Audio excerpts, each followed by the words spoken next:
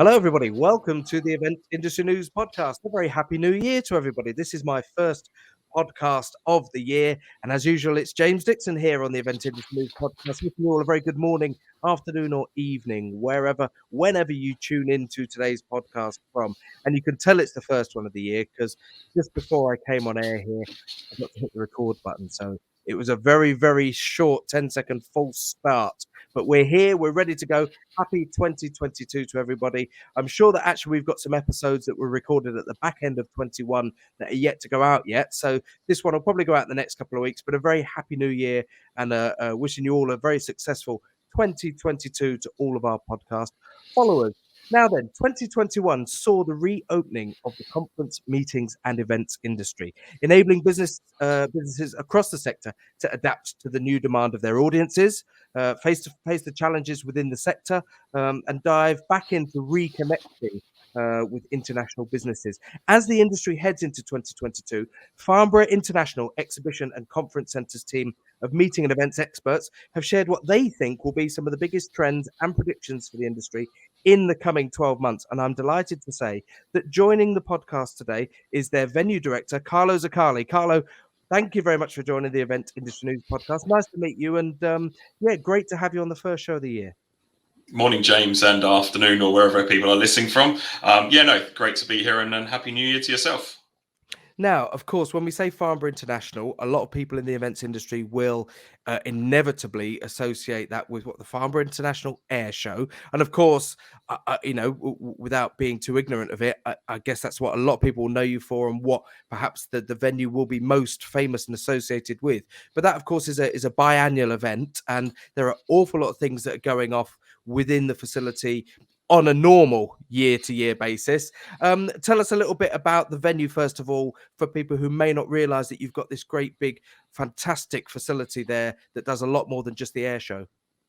Yeah, so we are known for the air show, but since opening in 2018, off the back of a decision to expand the venue capacity here at Farnborough International, we built a 12,500 square metre exhibition hall and a series of meeting rooms alongside it, which gives us a footprint of about 22,000 square metres in total.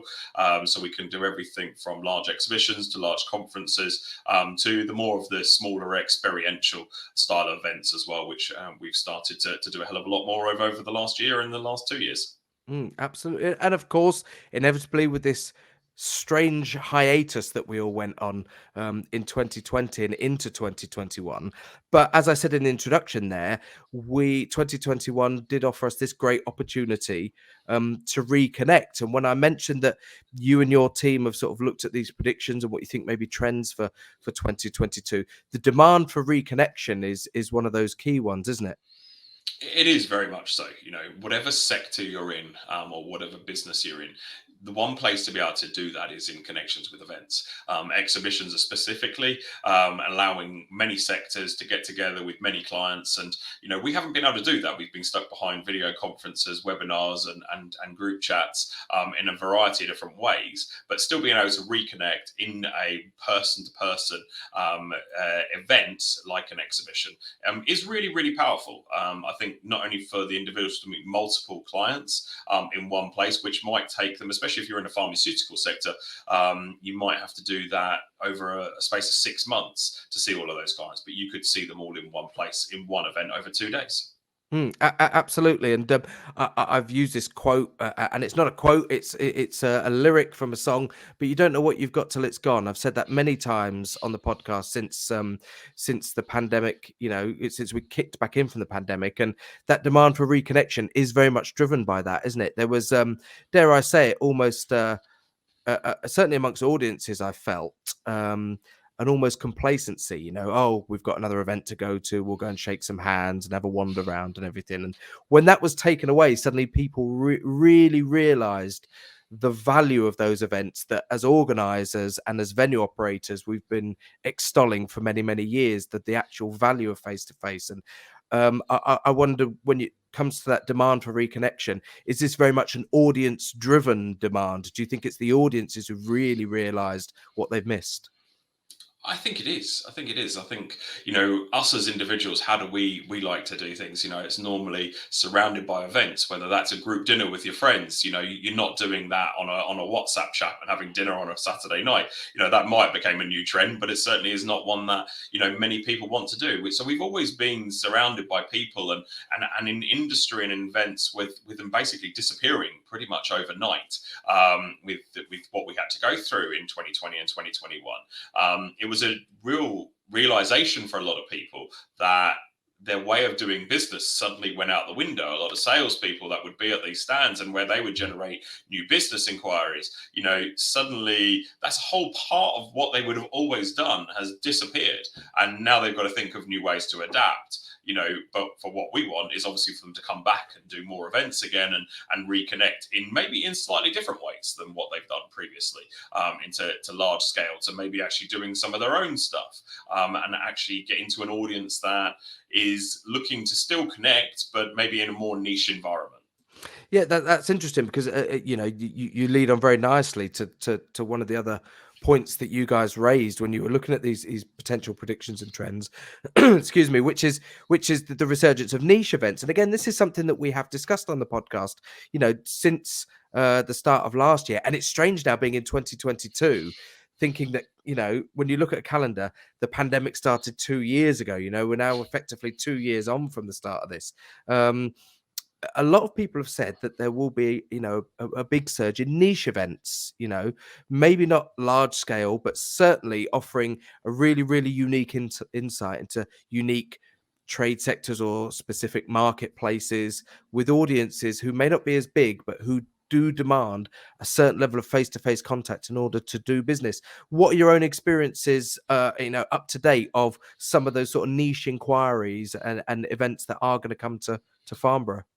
Yeah, I mean, we actually saw it actually in 2020 and 2021, with some of the more niche events, because I think what the market realized, in August 2020, that we were allowed to do events for up to 30 people. And, certain manufacturers, especially within the automotive sector, saw that as an opportunity to actually get a much smaller group together, and take them through an experience. And what that Mm. enabled, and I think that then pattern then followed through 2021 and followed into 2022.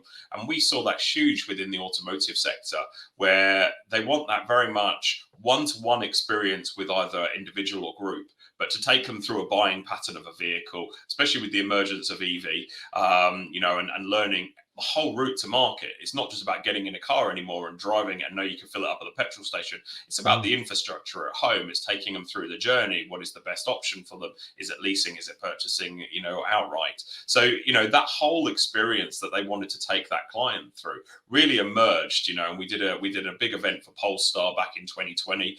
And that's a client that doesn't have any forecourts. They don't have, you can't walk into a Polestar dealership. They got pop-ups, and actually that pop-up was the start of what they went into, and pop-ups at Westfields and pop-ups at different venues across Yeah, the yeah. UK.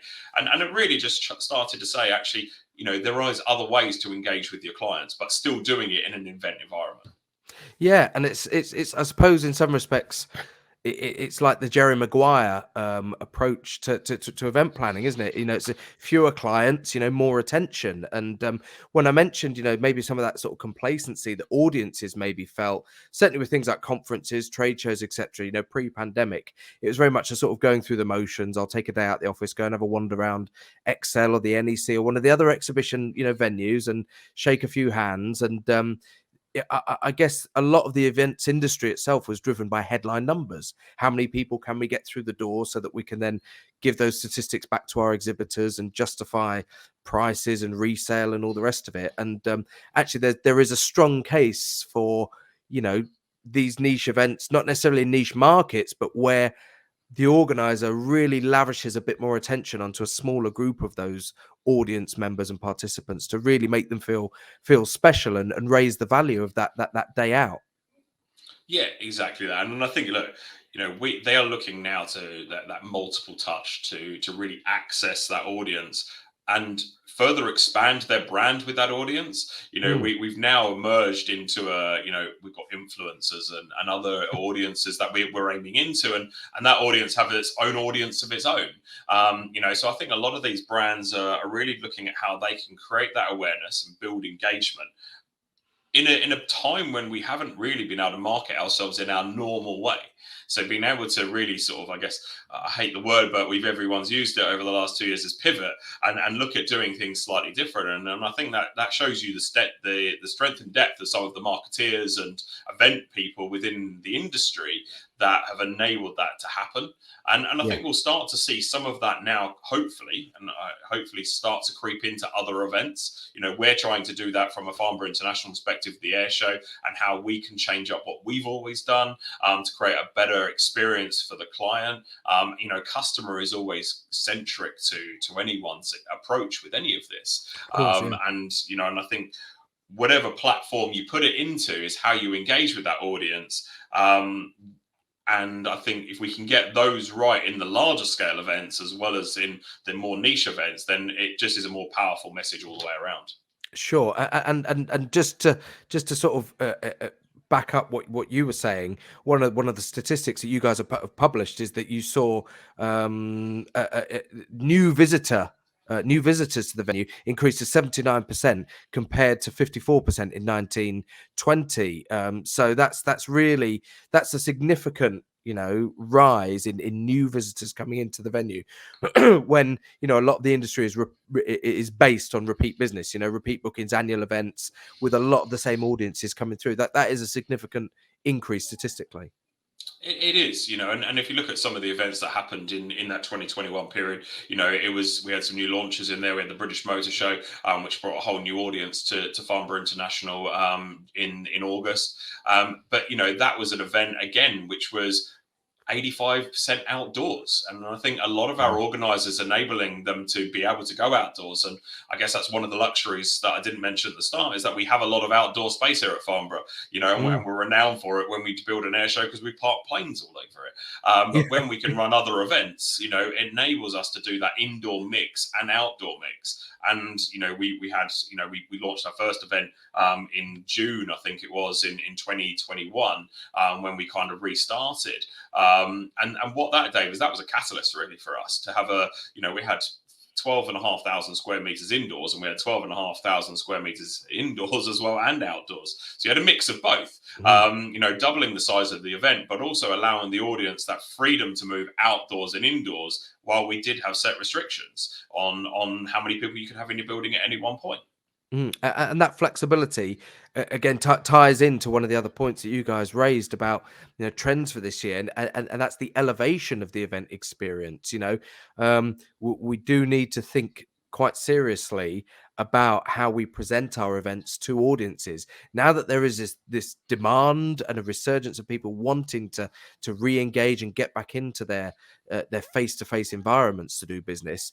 They also want to break away from what was this complacent maybe approach pre-pandemic, and it's forced organizers and venues to become a little bit more innovative, I think, and as you were alluding to there, the indoor, the outdoor space, make use of both. You've probably got a very dynamic, exciting venue when people are arriving. I'm not sure the exact proximity, but you're essentially next to Farnborough Airport, I'm guessing. So you've got that sort of element of excitement there that people may get, almost that feeling of when you go on holiday and you arrive at an airport. There's got to be a certain dynamic there within your actual venue that's going to help organizers to elevate their experience. Yeah, exactly. Look, driving into our main gate, and you've got private jets on the left of you taking off or landing. Is an experience that you're not going to get anywhere else within Europe. To have that experience of a private plane, coming in and out, and you play a bit of Guess Who, which is exciting in itself. So, and I think especially with our B2C events that happened in 2021. That really did help, because I think it gave the client, it's not there to distract, but it's also there as a bit of an interest factor. I remember seeing, cars doing donuts in the front car park as part of an activation for one of our events, and you had jets taking off in the background, and everyone was just in awe. But did it detract away from the main event? No, it didn't. But what did it do? It just elevated that and created a different engagement point for that audience. And just another thing to look at during maybe lull points between live action arenas. Yeah, and is that elevation of the experience also extending into the timings of events? I'm curious to know whether or not there is still this sort of, very rigid approach to business events where, it will be 9:30 start and a 4:35 p.m. wrap up, or are people starting to extend into the evening and looking at doing more entertainment, more, networking type of events, so people will stay into the evening part of the sort of the clock as well? Yeah, and again, it is very sector led. We look after a show here called ITT Hub, and it's part of our portfolio. And we've actually moved our opening times to 8 a.m. for that show, because they are very much about the logistics and transport sector with freight. And, that's an audience that is normally at venues a lot earlier in the morning, so we may as Yeah. well open the show earlier and then extend it into networking drinks. And, when we ran it in 2021, we had it was England versus Germany. So actually we put on, a massive, great big TV screen, and unfortunately British weather didn't help us out. So we gave everyone ponchos as well, because it was a rather wet night, but everyone really enjoyed it. And I think that was a real highlight for us, just to show that people wanted to re-engage, not only in the event, but also that social activity. And that social activity is, I think, how many times do people say it, that you get most of your business done in the pub after the event? And actually, Yeah. that's the bit that we really missed. It's that connection point and those networking opportunities that we have surrounding events, reconnecting with our industry. And that is why that is so important. Yeah, definitely. That, like you said, people have joked for years and years, haven't they, that all the business at an event or a show or a conference is done in the bar in the evening, and those conversations till two in the morning. I'm sure that there's many people listening to this who, can claim to have done the best or the worst deal of their lives, at 2 o'clock after a double Chivas Regal. But but that's part of the excitement and why we love going to these things, isn't it? That's always been part of the events industry. It will always be part of going to events as an audience member and as organizers. I guess there's an element of just, embrace that, but let's see how well we can do it. Can we structure that within the actual schedule of our event? Can we make that part of it, rather than becoming something that the audiences just go off and do themselves in the hotel? Can we actually structure that? Can we bring some sort of quality to that, as part of our own event? And dare I say it, that could really enhance things, if they do actually sort of embrace that particular element. Yeah, exactly that. And I think it will work for certain events and it might not work for all events. But I think that's the ability, without trying, we're not going to be able to see how it is going to impact on the audience that are attending your event. I was lucky enough to attend IMEX in America Mm. back in November. And again, that is one of those events where it's very social. It's our industry. We're getting back together. We hadn't got back together in a trade show for such a long time.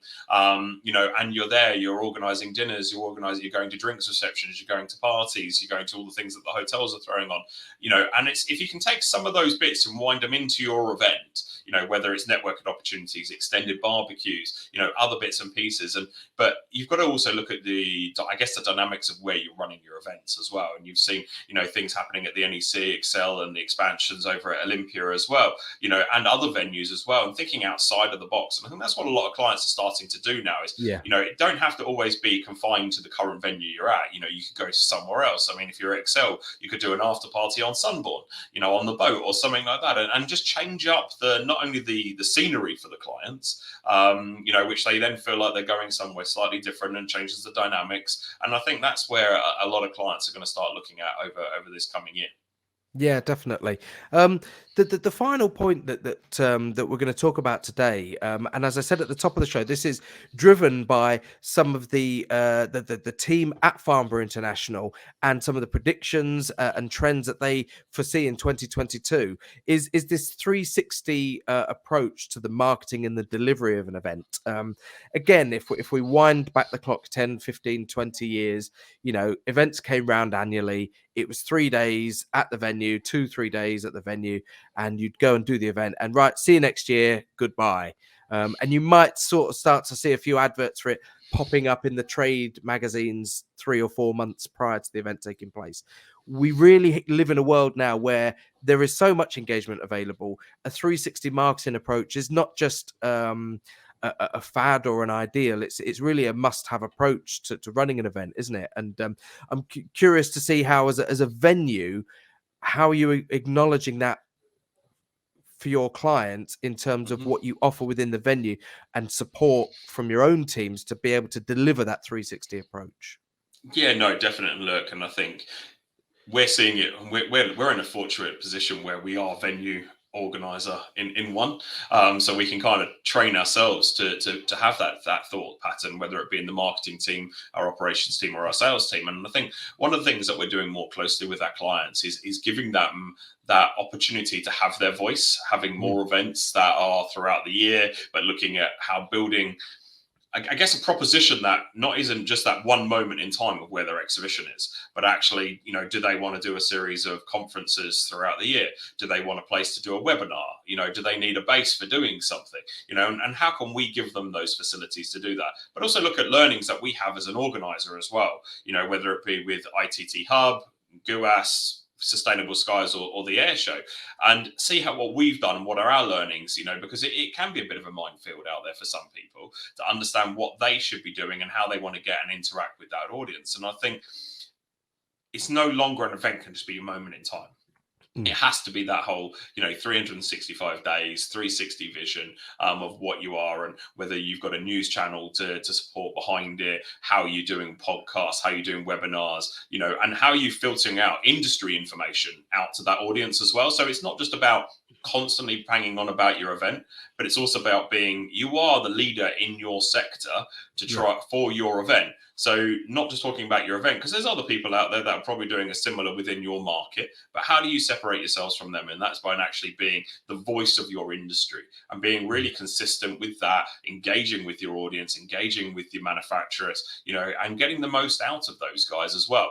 And getting them to do a little bit of the work for you, because they're actually wanting to get their messages out there. So give them a platform to do that.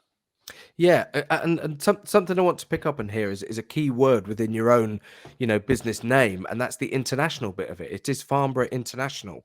You are dealing with international events, international visitors, international clients, and inevitably now, as events have come back face to face and in person and live, and however we want to term it, there is inevitably going to be this requirement of some sort of hybrid element or some way of bringing in guests, audiences, delegates who can't physically make it there, who may be in a different country. And it's a little bit of a tangent, but I did want to ask you today whether or not, from a facility point of view and an infrastructure point of view in the venue, are you embracing the fact that you may have people coming there as audience members who maybe want to nip off and have an hour's video conference with somebody who can't make it? What have you got set up, and how is it geared up within the venue to do that?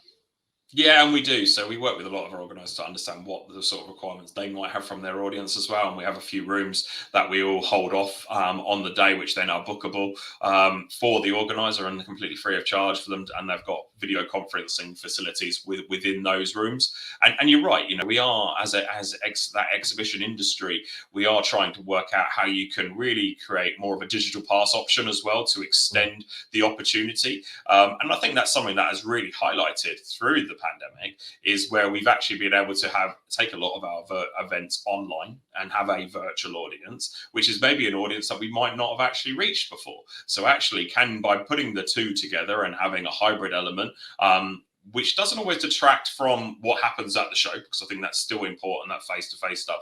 But for people maybe that are non-UK based or European or international based, they've got the ability to still be part of something, especially from a content perspective, or how you repackage that post-event. And I think that's the big thing. So whether it's actually going to be a live element directly from the show, or you're packaging up all your video content and then that's getting republished out and it's being reutilized in the long periods. And, we work with technology partners like Aztec, who do that a lot for our shows, and Smart Digital. So, there's lots of different parties out there that can do a lot of different things. Yeah, absolutely. One thing that I must ask as well, major event venues will always have an element of their website or their material that they can give to organisers that says, here are our nearest transport hubs and links. Here's the nearest railway station. The nearest airport is 30 miles away. as a venue that is fundamentally got an airport on site, albeit a very unique one, how big a sort of selling point is that for the type of events that you are dealing with?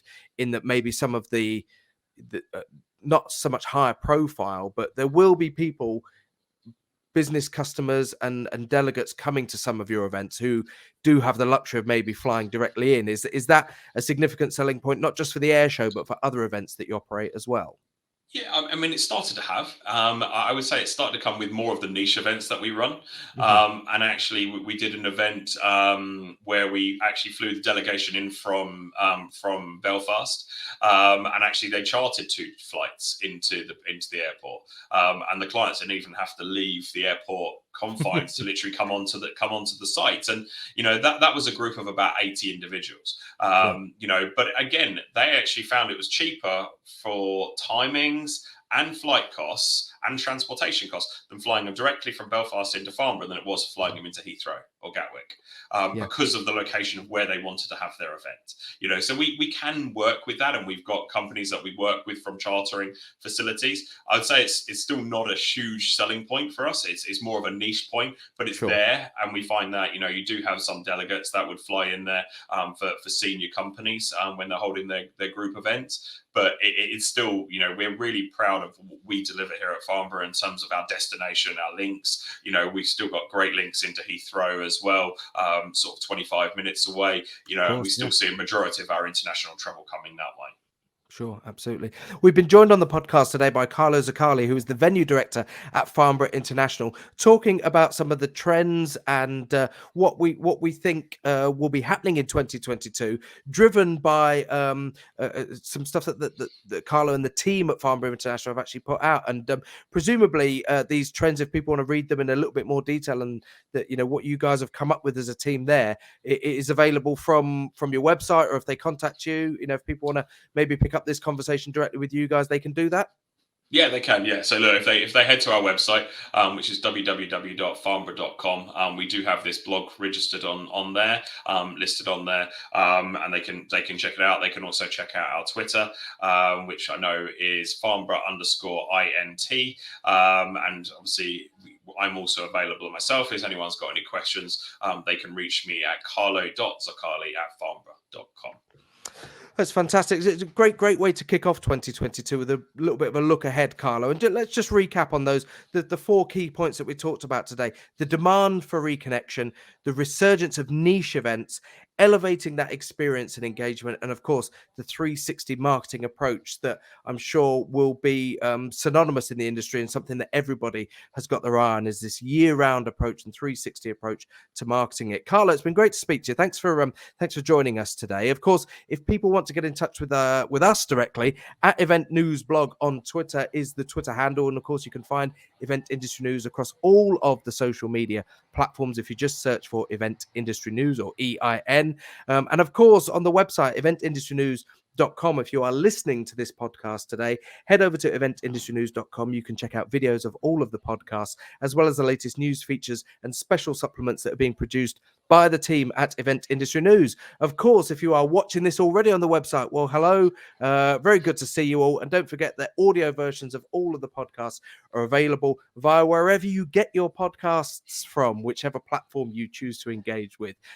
It's been great to kick off 2022 with our chat with Carlo Zoccali from Farnborough International. My name is James Dixon. Thanks very much for joining the podcast, and we'll see you on the next episode. Goodbye, everybody.